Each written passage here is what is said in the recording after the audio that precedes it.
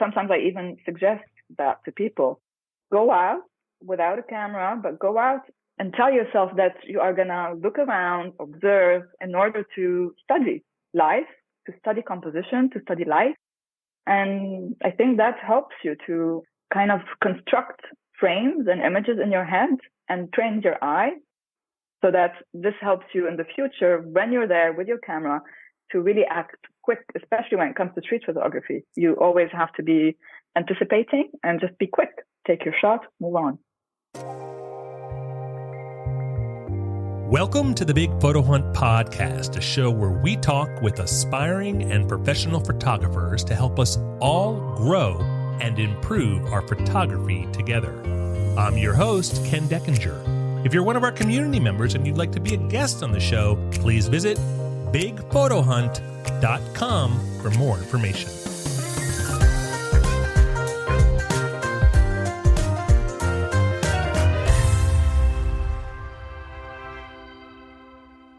I just got back from Paris last week. One of the best things I did on this trip was to book a photo walk with a local professional photographer named Clara Abi Nader. I met Clara one morning at a metro stop. Well, I didn't meet her at a stop. We set up a specific metro stop as our meeting point.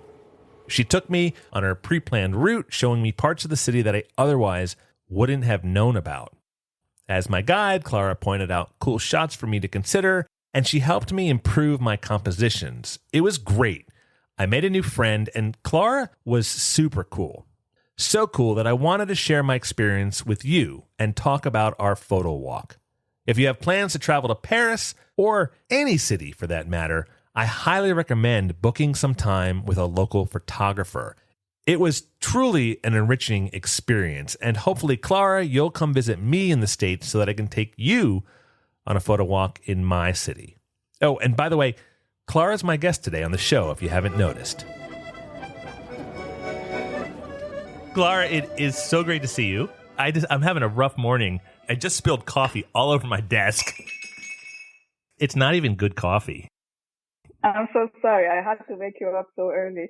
No, I wake up at like 6 a.m. every day, but I'm just slow the last few days. And then today I was like, okay, I'm going to drink a lot of coffee before I see Clara, which I don't need extra coffee, but I figured I'd have a lot today. And then I just spilled it on my desk. Did you have some or not? Not even? Yeah, I had some. Well, you can make another one if you want. I have time. No, we're good. So I wanted to just have a conversation and share with our listeners all about photography in Paris. You are from Lebanon. You've been in Paris for 10 years now, or a little more than 10 years? 12, going on my 13th year, yeah. And so tell everyone about yourself, your photography journey. What makes Clara Clara? I think I always kind of describe myself as lucky because I have found out right from the start, or rather early after school, that I wanted to become a photographer. And then it was actually my sister who really pushed me to go for that journey, I guess.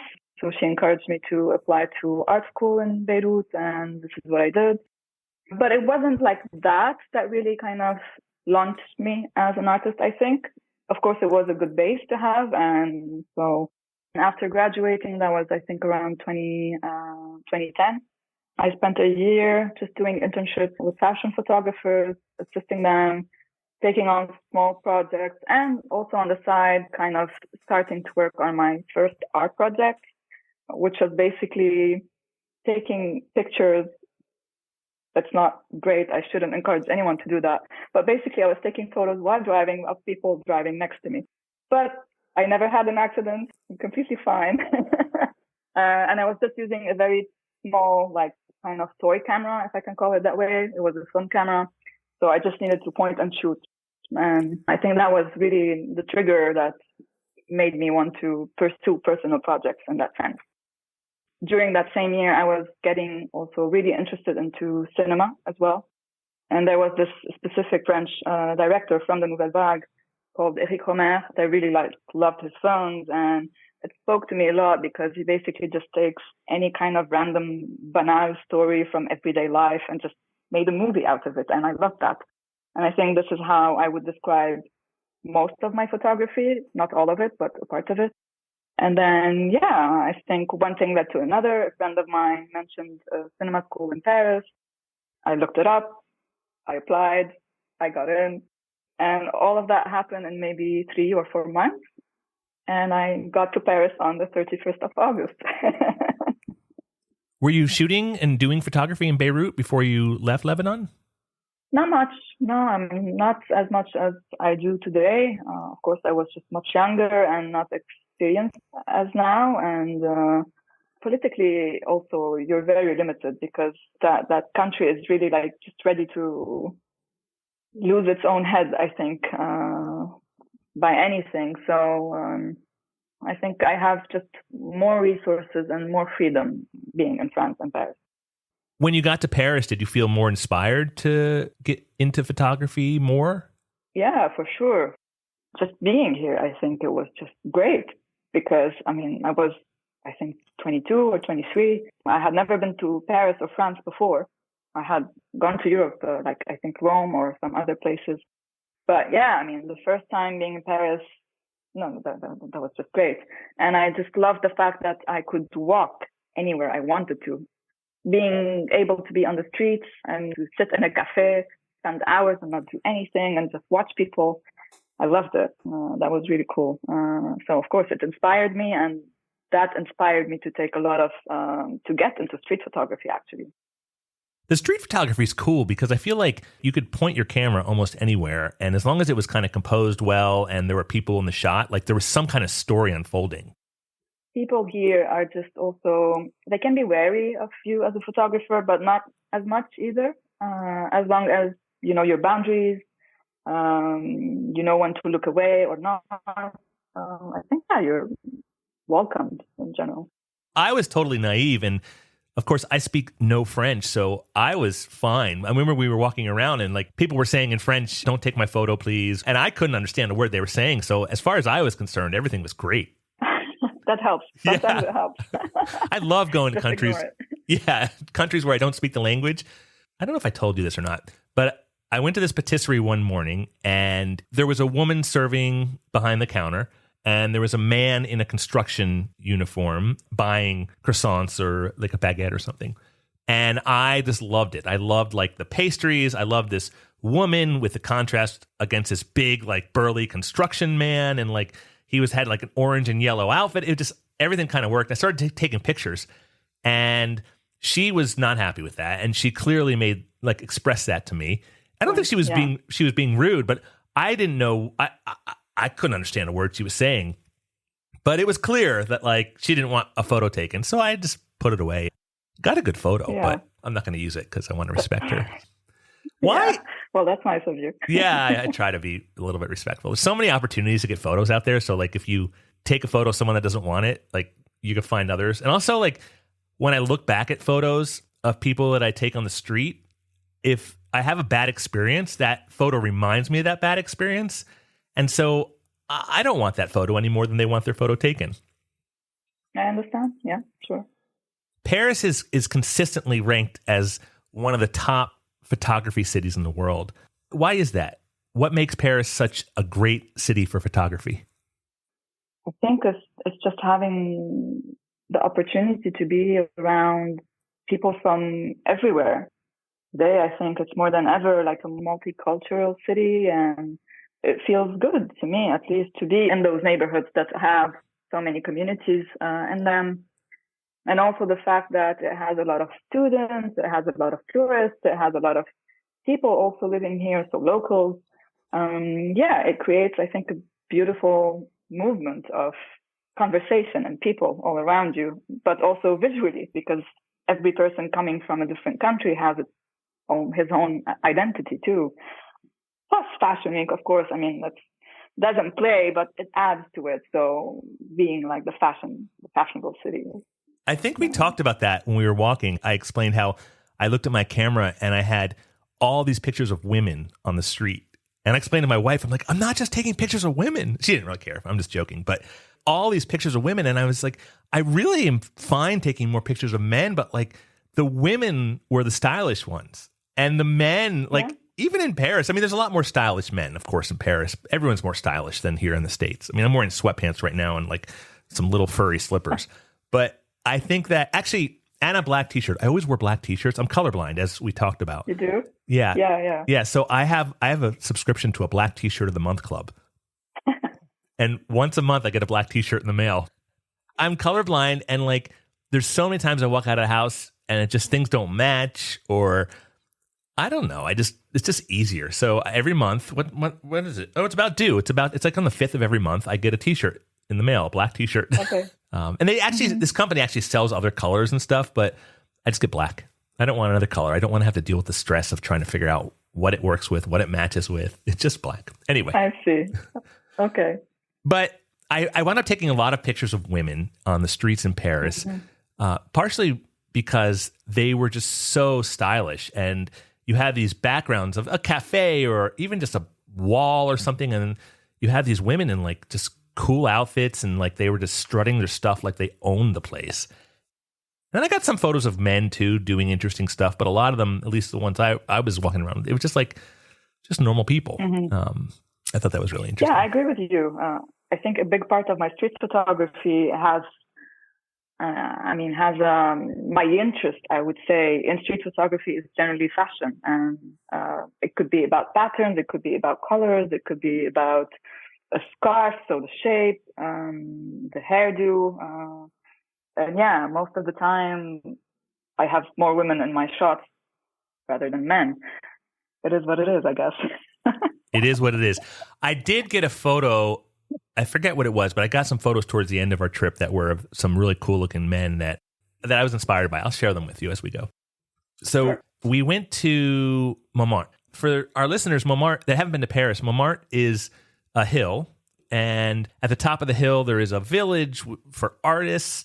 And it's pretty touristy. It's beautiful, but it's touristy. It's overrun by tourists. The restaurants are all for tourists. It's tourist prices. They're selling like prints on the street of paintings that are all for tourists. Everything's for tourists.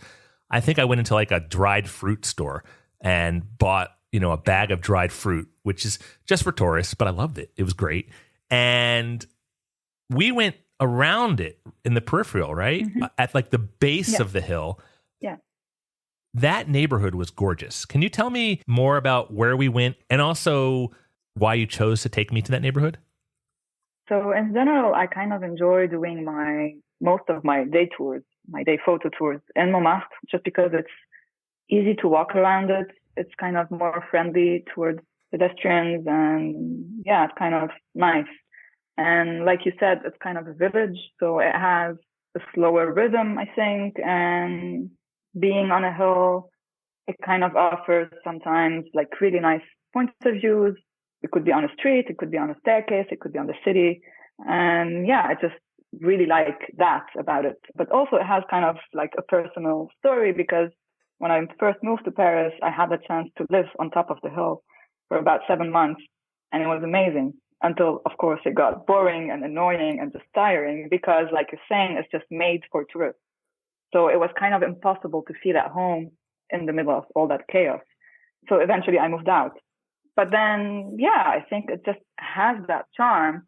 And after moving out from the top of the hill, I was able to find a flat down by the base and get to know more of like all of the area that I was able to show you. And I saw the whole potential that it has, because it's just, like you're saying, it's just gorgeous. It's really beautiful buildings, beautiful avenues. And again, like in that loop that we did, you can move from like one community to another. So from one side, it's more like posh, I'm going to say it. So towards the Marque, yeah, I think it was always posh in that way. And then you just keep walking, and then you hit the more like popular neighborhoods where it's a mixture of African and Arab communities, but also some Asian. And this is where I live now. It's more like in that very vibrant part of it. And I think, yeah, that's what I'm interested in showing people, because I believe that a person, or like yourself, I mean, you can go to the Sacré-Cœur by yourself. You don't really need me to take you there. It's easy. Whereas I think if you come to me and you want to have my local perspective, I will be able to walk you very easily, like from one spot to another, without wasting time, without getting lost, showing and pointing out the most important spots. I would say that the side you took me to first was posh, definitely posh. It was pretty cool. It was beautiful. And that alley you took me to. And for our listeners, I took a photo, and then Clara, you were really helpful. You're like, hey, show me what you think you see here. Show me how you would frame this. Show me the composition you would make. And then you offered me suggestions, and that was really good. And all of your suggestions were better than my photos. Thank you. Oh, come on. It was excellent. And so, excuse me, too much coffee that I spilled. One of the things I did find helpful on the tour that you took me on was that you did make an effort to recognize maybe areas that I could focus on for improvement. And I thought you were excellent because you were very subtle about it. Like, we didn't really know each other. You know, I could have been offended by it. I could have told you to shove it, but I actually was, but I was there because I wanted that. And so you were really good at saying, hey, what if you did this and here's why? Is that something that you do frequently? And how does that work with most of the people that you take on photo walks? I honestly really appreciate having your feedback because I don't generally get so much feedback, and I question myself a lot even after doing this for about 8 years now. And to tell you the truth, at the beginning, I didn't think at all I would be able to do any of that because I didn't have the confidence. I didn't have the trust. I didn't think that maybe, like sometimes I feel that perhaps I lack some aspects of just like in providing that information, like you're saying, subtly, while being nice and not offending anyone, because at the end of the day, it can be very personal. Photography is very personal. And when I ask you, show me what you would shoot, because I think that we all look at things differently. If I'm looking at, I don't know if you remember, any of you, say a staircase with some buildings or people and a cafe. I could be focused on something else than you. So the important thing for me is to see through your eyes and understand what's interesting for you in that composition and just help you get a better composition if I feel that something's lacking. And often it's very intuitive in my head, honestly. I think I don't know, maybe it's experience, maybe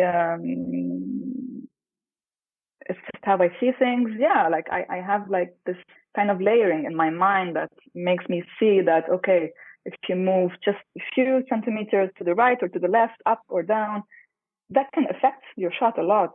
And I just want to remind people that it's really important to take the time to look, to move, and then decide while looking through your camera. It is very personal, and there's so many ways you could compose a shot.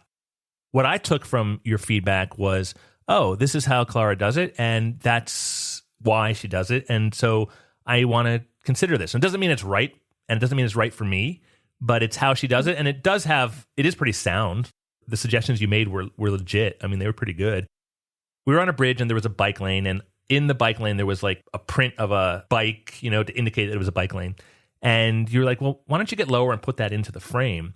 And that was actually really helpful. It added some depth to the image. It also created a little bit of context. And I found myself then looking for those kind of opportunities later in the week as I was making photographs. And so that was helpful. By the way, happy anniversary. It's today. It was a week ago today, Tuesday, that we did this. So happy anniversary. That's true. Yeah. So when you take someone on a photo walk, how do you go about understanding maybe what they want to get out of this session? And how do you look at that? So I always make sure to ask that question at the beginning of the session, just to know what kind of things they feel like seeing. If it's just landmarks, then I just go for landmarks. And if it's something more personal, like we did together, I make sure to do that. And from there, we get to decide if they just want to learn basic things, composition, settings, or if they do want to get more like in depth into street photography, again, like what we did, or just make sure to have gorgeous shots, especially in the evening. If we were to do like a night tour, then I just focus on them having like amazing shots. But also another thing that I always say, doing the session it's not like a guarantee of having amazing shots at the end, especially with street photography. It's all about chance as well. If we don't come across specific people or things, we're not here to take the photo of the year. Maybe it will happen, but also hopefully it will make you do that shot later on by yourself. And mostly have a good time. I wasn't looking for photo of the year. I was just looking to learn and improve and just see parts of Paris that I maybe wouldn't be in, which we did. We went to what? So the Montmartre is in what, the 15th? Is that right? The 18th. That's what I meant. The 18th? And then the 15th is way down south.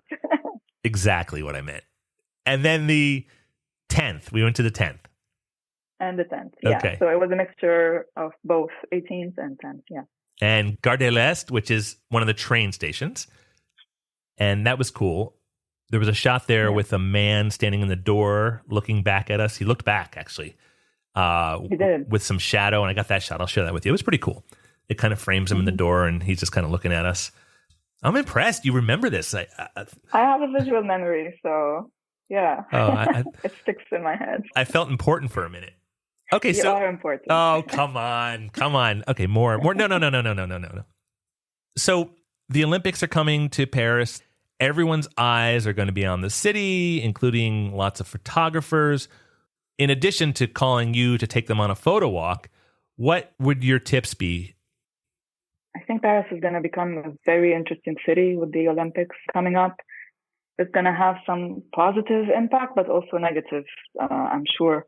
I haven't really looked into the details yet, but I know for a fact that some areas around the river and a bit elsewhere where a lot of like these sports events are going to happen are going to be really restricted out of just precaution.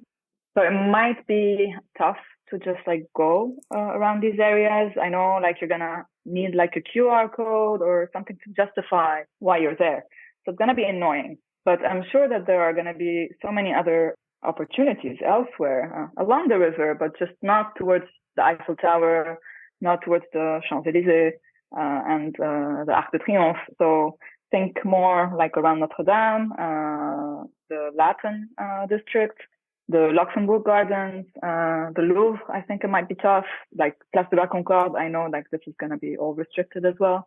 Montmartre should be fine. Canal Saint-Martin should be fine. You know, there are really like other areas all around that are like nice to discover and just go on for a walk. Just watch out from pickpocketing. It has never happened to me. I've been lucky, but I'm also very cautious and very aware of everything that's happening around me. So watch out for that. I had heard that the entire area around the Eiffel Tower, all of the apartments there are going to be searched, required searches. So if you live on the park in the middle there where the Eiffel Tower is, and I think a block or two around it, your apartments are all required to be searched.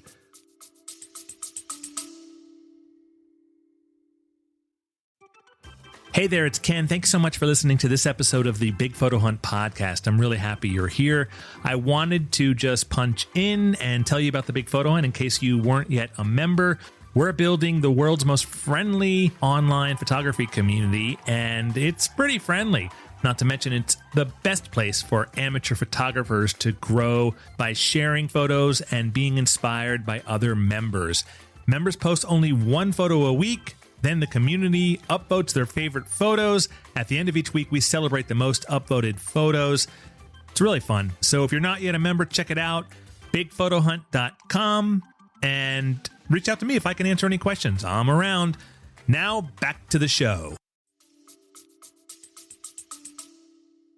Unfortunately and sadly, since 2015 and the attack that happened on that concert venue, the Bataclan, it just created a lot of tension in the city, and the government is just more cautious in general and just creating like more prevention in terms of like, whatever could occur. What can I do? It's a sad world. Yeah, I agree. I stayed in the Latin Quarter and loved it on this trip. I've stayed in Le Marais on a previous trip. And then before that, I stayed over by like Gare du Nord. I was much younger and had zero money and like just found some little hotel room for like, I think it was like $20 a night and stayed there. That makes sense. Yeah, a long time ago. But I stayed in the Latin Quarter and loved it because it was very warm and welcoming. And it also was still very local feeling. And there were people that would live there doing their thing. Place Saint-Monge had a market for 2 days out of the week. I went to that. That was great. Some guy gave me cheese. he had this 3-year aged sheep cheese. And I was like, what is that? It was literally like moldy and brown on the outside. And he cut a piece off and I put it in my mouth and I was like, whoa. And I gave it to my little daughter and she was like, whoa. And then I was like, okay, I'd like to buy some cheese from you. So I bought some cheese and we just had a miscommunication there. And I think he sold me at like a half a kilo. And ouch. Yeah, ouch. It was a lot of cheese. And because we were having a miscommunication and he used his fingers to show me what I thought was a half a kilo. And I was like, well, that seems like I thought half kilo was more, but I guess I'm wrong. So I asked him for a half a kilo and he literally brought me like a chunk of cheese that fed us for the whole week. And I'm lactose intolerant. I shouldn't eat cheese. I don't know if you can hear, but summer is upon us here in the United States. For me, as someone who lives in the northeast corridor of our country, these are very special months for us. And so that's why I wanted to take a moment and let you know that my next episode will feature the talented New England photographer, Betty Wiley. Betty lives on Cape Cod in Massachusetts, and not too many places say it's summertime like Cape Cod does. Her work features the sights of the Cape, such as New England lighthouses, beaches, and boats. I gotta tell you, I have a beach house on Cape Cod, and I am yet to capture a fraction, like a little, even teeny fraction of the images that she magically produces. So if you love summer, love beach photography, and love, or want to love, New England imagery, join me for my next episode of the Big Photo Hunt podcast. Now, back to the show. Isn't this great, Clara? Some random American bald guy goes on a photo walk with you, and then a week later you're on a podcast and he's telling you about his lactose intolerance. That's life. But like, this is what I enjoy about these sessions. It's how intimate we can get only through 3 hours. So I love it. It is life. It is life. And now everyone that's listening to this knows that if I eat cheese, I have gas. This is going nowhere fast, Clara. Anyway, any overarching tips that you would give to people interested in coming to Paris for photography? Come with any camera that you have. I am not a photographer who would tell you you need to have that gear, you need to have that lens to shoot on RAW. I believe you can be creative with anything, especially with digital today. I mean, and smartphones, just come with anything and just be ready to go out, walk, take the time, look around, and take photos. Some of the best photos I got last week were with my little Ricoh GR3, just this little pocket camera, and I just pulled it out. It was like, I had my Sony, and there were some great photos with that too, but I love that little pocket camera. I mean, of course, having a great lens changes a lot, and the quality of your shots. And obviously, shooting on RAW will allow you so much freedom to work on later with your exposure, your white balance. Having a great sensor and so many pixels will allow you to crop in. But I think, I still have a very old smartphone. I don't really stop, I don't let the lack of equipment stop me from taking shots. And that's basically all I'm trying to say. Better gear is always good, for sure, but if you don't have it, it's fine. I think you reprimanded me for suggesting that I wanted to crop in. Yeah, I may have. I don't remember. And perhaps the only thing I'm not a fan of is cropping in. I would always encourage you to redo the shot. You're in Paris for this one time, move around, get the shots that you want without thinking that, I'll crop it later. Don't be lazy. You were very polite about it, but I'm pretty sure that's exactly what you said to me. Amazing. How did I do as a what am I? Am I a client? As a photo walker? How did I do? You can be honest. You can be honest. Apprentice? Yes. Okay. As an apprentice, how did I do? You could be completely honest. Actually, let's judge. Yeah. I'm just curious. Okay. So let's judge me on 3 different things. First is, as someone on a photo walk with you, just as a human being, as a person, did I keep up okay? Did I listen okay? How is my behavior on a scale of 1 to 10? And you can be honest. If I was a 3, I want people to know if that's the case. If not, Give me a 10 or a 12. Complete honesty here. Yeah, you're really cool. Seriously. And I'm not being nice just because, we're having this conversation, but yeah, like you said, I remembered whatever like shot we took or something. It's because I was really enjoying my time with you, and that I felt that we connected on so many levels in terms of images, in terms of just talking about random things. And it's really important to be able to just move from one topic to another, because at the end, we're just two human beings spending time together on the ground. And yeah, it's good to have a good time. And I think you were a really good listener. You were okay, with advice and other suggestions. And I felt that you were receiving them. And that made me also like trust you and trust whatever I could tell you as well. Because in other sessions where I feel that the other person is not listening and is not really like taking in my advice, it's kind of uninspiring and it kind of blocks me off. And I would just go like, okay, they don't want it. Okay. There's no need to fight back. I think that's what I learned like in all those years is like, don't push back. You try for like an hour and a half, 2 hours.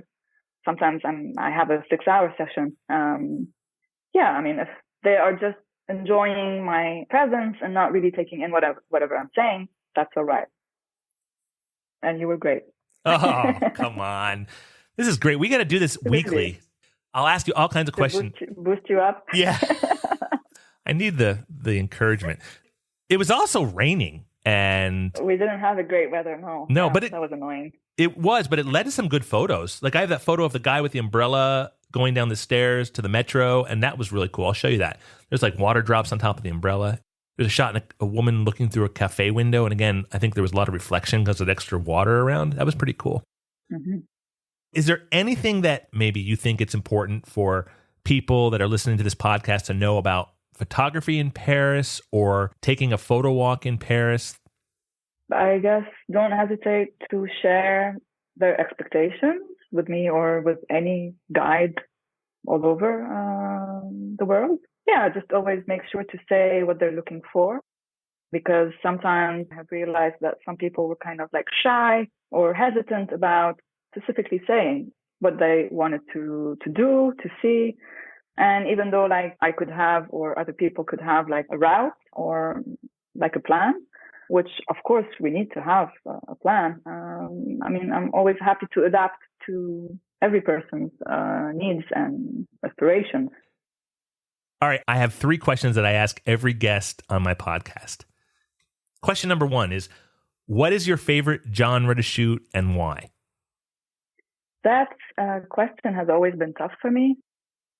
I don't feel like my photography fits into one category. I think that I have a multitude of like styles and things that I like to shoot. I obviously love doing street photography in Paris. So if you were to tell me what do you enjoy the most to do in Paris, I would tell you street photography on my own personal free time. But then again, in my like commercial, or I don't know if I can call that commercial, so my job, part of like freelancer's life. So I work during the fashion week, so I cover fashion. And that's also another like genre that I love. But then when I travel or when I go back home, I find myself doing more like landscapes, seascapes, just because I think leaving Paris and the chaos of the city to Lebanon, and where I have more space, more mountains and the sea and the sun, I tend to look for that kind of like peaceful setting and just go by myself and shoot landscape. So I can't really tell you I prefer this over the other. It's a mixture of all of that. Number 2, what camera system do you use? That's even worse than the first question. So I learned photography on a film camera, which I still own and I still use until today. It's a Canon A1. I love that camera just because it's very beautiful. First, it's really stylish and just really pretty. It's heavy, so at the end of the day, it kind of like feels heavy on my neck. I use the 50 millimeter lens on it most of the time. I think it just gives me the freedom to just, or film in general, it gives me the freedom to shoot and focus like a lot on that one shot I'm allowing myself to take and not waste time on looking at my shots afterwards. Yeah, I kind of like that feeling. It's a bit contradictory, but I like not knowing what I'm getting. It's a surprise. And I have had bad surprises in the past, like many of them, where at the end of the roll, I find out that actually I just put in the film very badly and it was just rolling. But you just learn from mistakes. And then I use a medium format camera as well for landscapes and portraits as well sometimes. And in that camera, I love the quality it gives because a medium format camera, so it means it's a bigger size, so more pixels in other terms. And the quality is just perfect. And again, that medium format camera is what we call a belly camera. So you're looking from the top because the glass is just from the top and you're just not facing your subject. So I think it kind of helps when you're doing portraits not to have that like direct look. So it's not very intimidating to whomever you're shooting. That's like the kind of camera that was using Vivian Maier, for example, for her street photography. And this is why in some of the shots you realize that people are looking at her and not at the camera because the focus is on the face and not the camera. You have some other points I shoot, some cameras as well, like the pocket cameras that are great as well. But then for work, I've been a Nikon user. I'm not going to say or play the game of Nikon is better than Sony, than Canon, than Fuji. They are all great. And I've only been working with it because after all these years, I have these lenses now, and I just don't feel like changing and investing more money into another kind of gear as long as this camera is giving me what I want for like my work, for my clients. That's all that matters to me. I mean, they're all awesome. And I think that people gravitate to one or another because there's like a specific nuance that they are attracted to. Like I used to shoot Canon when I had no idea what I was doing. And then now when I have no idea what I'm doing, I use Sony. But I like Sony because I'm kind of like a tech geek and I love like, they're really forward thinking on technology. And so I like that. I love how they look at that kind of stuff. And also I do video too. And I've got the Sony A7R5 now and I can flip back video photo really quickly. And like that makes things really easy for me.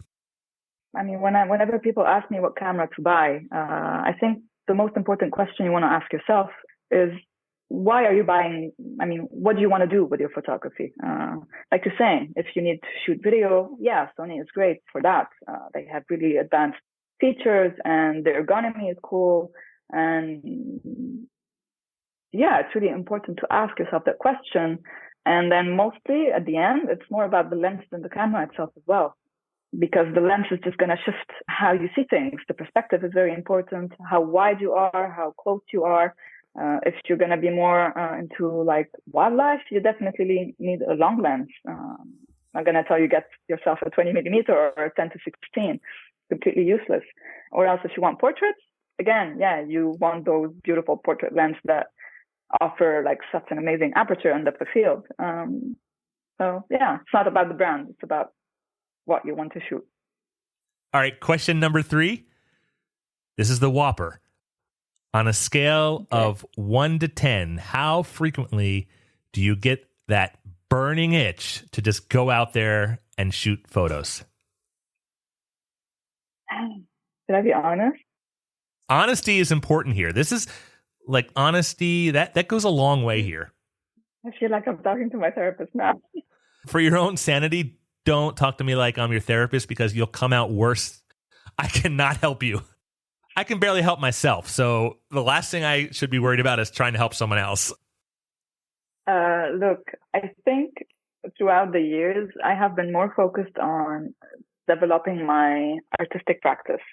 So by that, I mean my vision of what kind or how I describe my practice has been evolving. So I was really like a photographer at first, but now I feel that I think maybe 4 years that I am moving also into like more of like the multimedia world, which that includes video, it includes prints, it includes what we call in French like plastique. I don't know how to translate that, but basically I'm more interested into creating objects with my photography rather than just a print that you would stick on a wall. And I think that has led me to take less pictures. So yeah, I don't think I'm shooting as much as I used to in the past at all. Say like 5 years ago, I always used to go out with my camera on me. I don't anymore. So is that like a 5 maybe? Or a 4? It sounds like it may even be a 4 on a scale of 1 to 10. Let's go with 4, yeah. 4. I'm happy to admit that. It's okay. It's okay. I always wonder. But the thing is, it's not always about taking photos. At some points, I had phases, or sometimes I even suggest that to people. Go out without a camera, but go out and tell yourself that you are going to look around, observe in order to study life, to study composition, to study life. And I think that helps you to kind of construct frames and images in your head and train your eye so that this helps you in the future when you're there with your camera to really act quick, especially when it comes to street photography. You always have to be anticipating and just be quick. Take your shot, move on.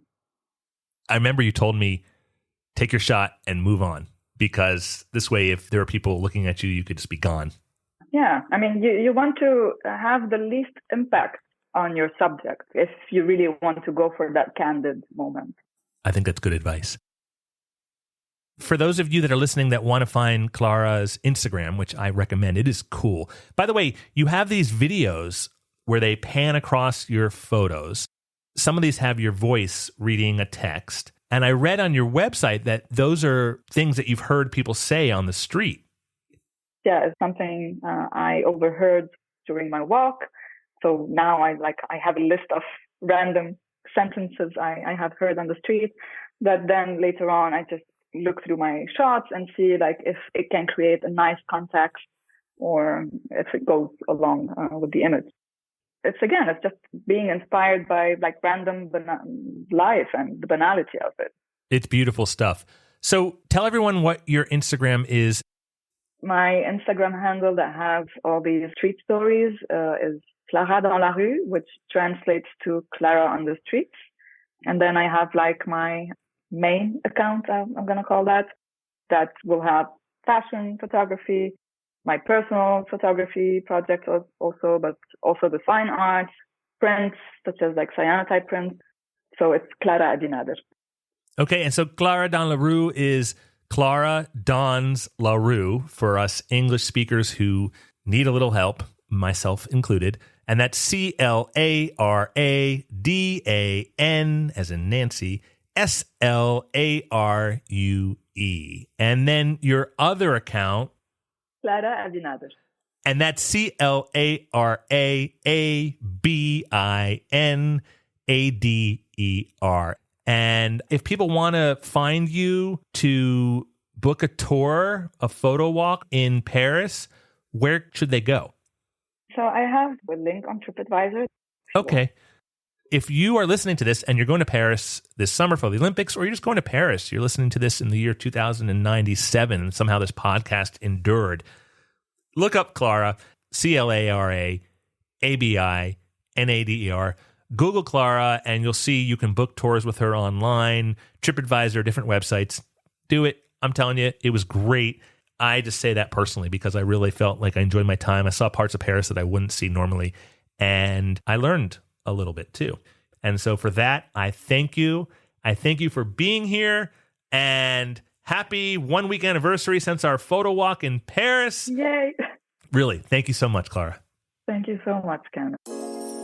Thank you so much for joining me for today's episode. Our next show will feature more valuable stories from our community members. If you'd like to audition to be a guest, please visit bigphotohunt.com for more information. Thanks again for listening today.